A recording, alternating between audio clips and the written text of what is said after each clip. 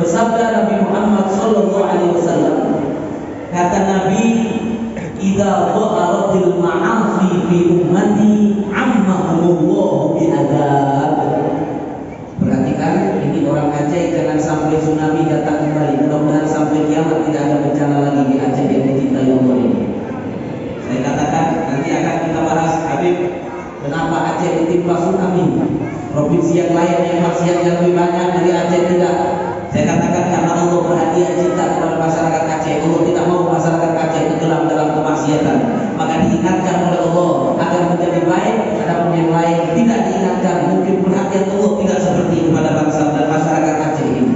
Allah, Nabi berfirman, Nabi bersabda, "Idza dha'aratil ma'asi fi ummati." Kata Nabi, kalau maksiat merajalela di satu kawasan dari kalangan umat saya, kalau maksiat dilakukan merajalela terang-terangan di tengah-tengah umat saya, ammahumullahu bi'adzab, maka Allah akan menurunkan bencana. Bisa jadi akan Allah jadikan bencana, maupun itu gempa bumi, tsunami, gunung meletus di tempat itu.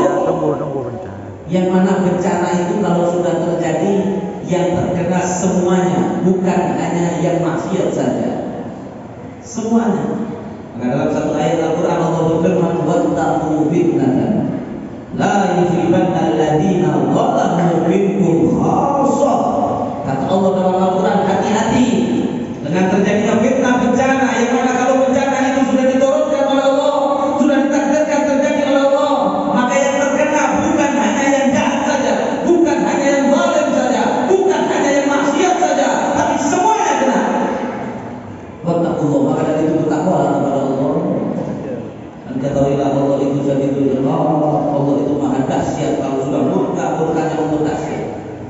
Maka kemudian ketika Nabi mengatakan dalam hadis Ummu Salamah, riwayat Sayyidah Ummu Salamah tadi, kalau umatku tadi di satu tempat maksiat merajalela terang-terangan, kemudian orang tidak naik munkar, orang diam dengan kemaksiatan itu, maka akan turun bencana. Maka Ummu Salamah bertanya, "Ya Rasulullah, ama fihim unasun shalihun?" Wahai Rasul, bukankah di tengah-tengah mereka ada banyak orang-orang soleh? Sebagaimana ketika 18 tahun yang lalu terjadi tsunami, bukankah banyak orang soleh di Aceh? Banyak. Saya yakin di Aceh yang soleh lebih banyak dari yang bermaksiat. Masya Allah. Bukankah banyak orang-orang soleh? Banyak. Lantas bagaimana? Famayasna'ulani, wahai Nabi, kata Sayyidah Ummu Salamah, ini hadisnya sahih. Wahai Nabi, lantas bagaimana nasib orang-orang soleh yang hidup di negeri tersebut, di tempat turunnya azab tersebut? Faqala Rasulullah sallallahu alaihi wasallam, maka Nabi sallallahu alaihi wasallam menjawab, "Yusibuhum ma asaban nas." Kata Nabi, orang-orang soleh yang tinggal di tempat tersebut akan terkena sama sebagaimana orang-orang terkena. Ketika yang ahli maksiat terkena tsunami, yang soleh terkena juga. Ketika yang maksiat rumahnya roboh, ketika terkena tsunami, orang-orang yang soleh bisa jadi rumahnya roboh juga. Akan tetapi berita gembiranya kata Nabi, "Yusibuhum ma asaban nas."